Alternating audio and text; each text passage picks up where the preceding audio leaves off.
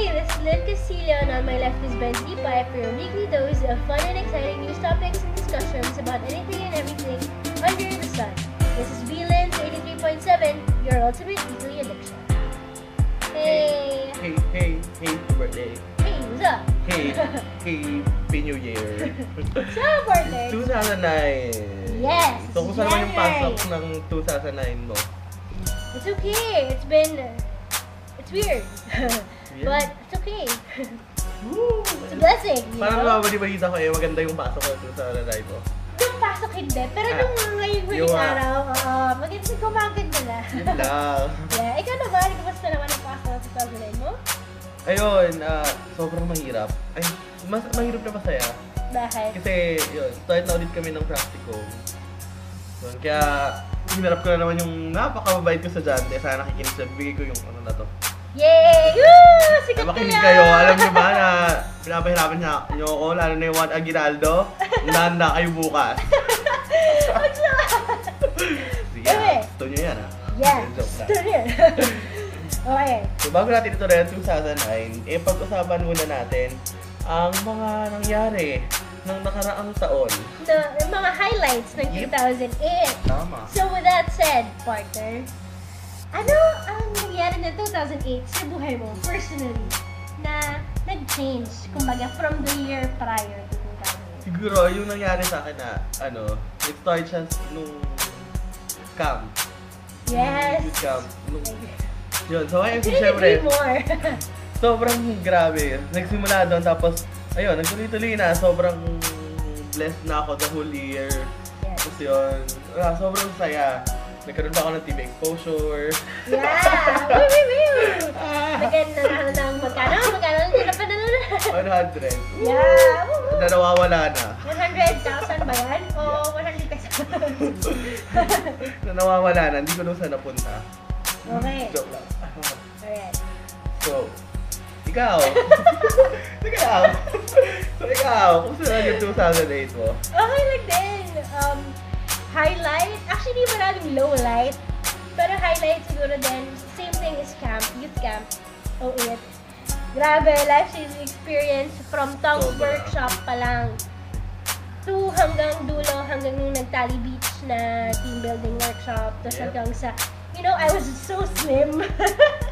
Yung 2008, hindi ko na alam nangyayari. Bakit yung second half na, hindi na.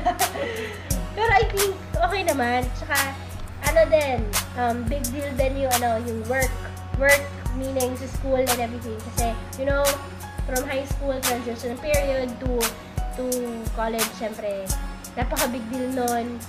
So, ngayon na-realize ko na, na-feel ko na ang college stresses, kasi marami.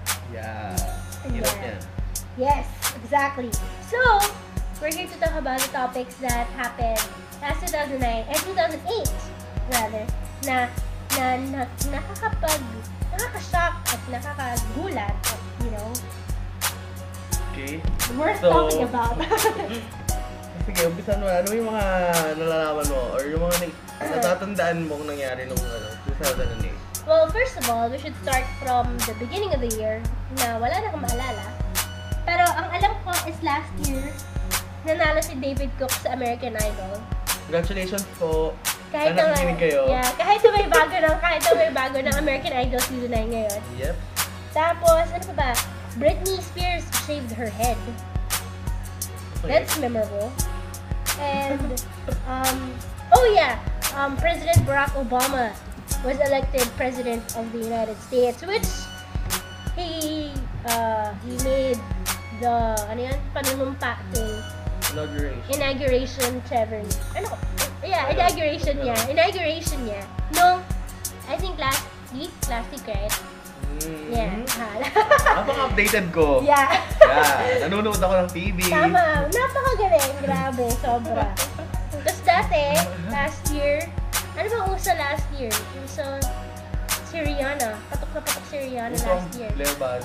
Blair Band, yeah! Kasi naalala ko nung first time ko pumasok sa Signal High.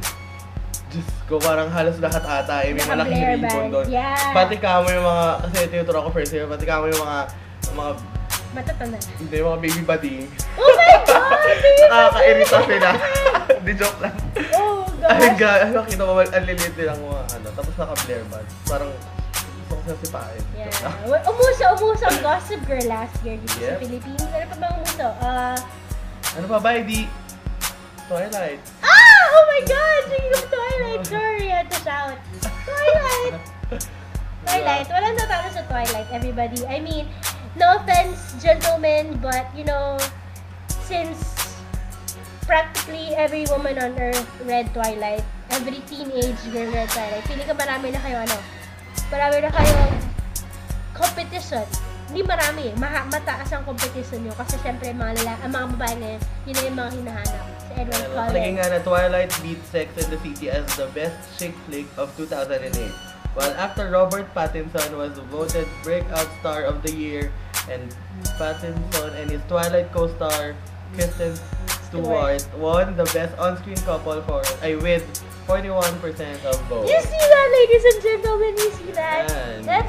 That's really an amazing thing. And if you have read the book and you know you watch the movie, maraming nagsasabi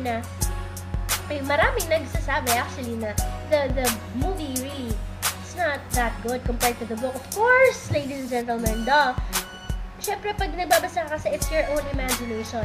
So if you're working on Twilight and everything, and if you read Twilight, syempre hindi mo ma-expect na kasing galing nung book yung movie, diba? Kasi, syempre, if you read the book for like 6 hours or whatever, tapos you have to cram those 6 hours in a movie, hindi mo lang din ma-capture within 2 hours.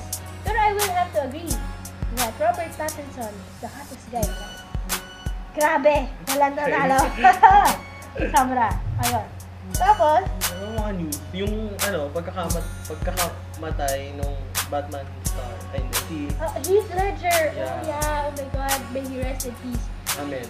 Yan. Actually, I think siya yung sa diba? The Crow. Yeah. Ano Siya ko lang yung, sa Batman? he started sa The Crow, tapos breakout star siya din dun sa, anong movie yun? Basta it's an old Renaissance movie pa. Then, Brokeback Mountain, yun, dun siya, when he Talaga? kissed the guy. Yeah, he kissed Jake Gyllenhaal. Napaka-updated ko talaga. Yeah, you're so Wala great pa for that. Mag-google ka, ano nangyayari dyan? Yeah, naghahanap pa ako ng Ayun. mga ibabalita. Tapos it's amazing kasi syempre, that film won, I think. Siya, feeling ko, back-to-back, he won Best Supporting Actor for that, I think. For the Oscars and the Golden Globes, I think. Or baka if I'm mistaken, I'm so sorry. Pero ang galing niya talaga doon, walang tatalo. Feeling ko nga, kung wala yung character doon ni Joker, feeling ko walang sense, walang essence, kumbaga walang buhay ang Batman Returns. Or feeling ko lang yun pero you know, you never know, right? Yeah. Okay, so, what else? What else happened in entertainment news? Yun, like I said kanina, Rihanna and Chris Brown and Neo and Maroon 5 were here. Nag-concert sila dito, right? Yep. Pati Boys Like Girls, who else? Updated talaga ako. Si Elliot Yavin, oh my God! Idol ko yun, lalaki. So yun. So what else? What else Ano happened? nangyari 2008? Si Pacquiao. Nanalo ba siya? Nanalo siya. Against? Kami kanino? Ay, hindi, joke lang. Against that guy. Ano name Oh, kay... Si ano ba yun? Alamin natin yan mamaya. Yeah. Secret muna. Kayo, Okay. kilala niyo kung sino. Check nyo lang. So funny, no? Yung De La Hoya. Tama ba? So kung totoo, ano ba yung mga in last year? Except sa Blair Band. I think yung mga neon colored na skinny jeans.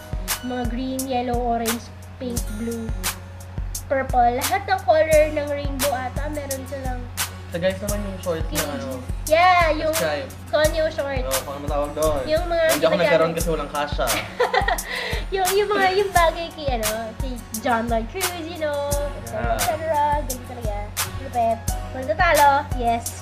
Okay. Gentle. So ano pa ba? Ano ba mga movies last year? Sex and the City, may movie last year. What else? And... Ano ba mga movie last year? Wala na MMF. MMFF. Actually, maganda yun. Yung tanging ina niyang Oo, lahat. na nakakaiyak. Oo, nakakaiyak na nakakatawa. I like that. And syempre, hindi natin makakalimutan. Yeah! The Beijing Olympics! Yun, syempre last year na napaka-spectacular. Parang ang layo-layo ng topic natin. Oo, Ang bigla na tawid naman inayin. Ang tawid Sorry, lahat. Tapos napindot sa ko kasi. Beijing Olympics. Anyway, Ayun. napindot ko. Tapos,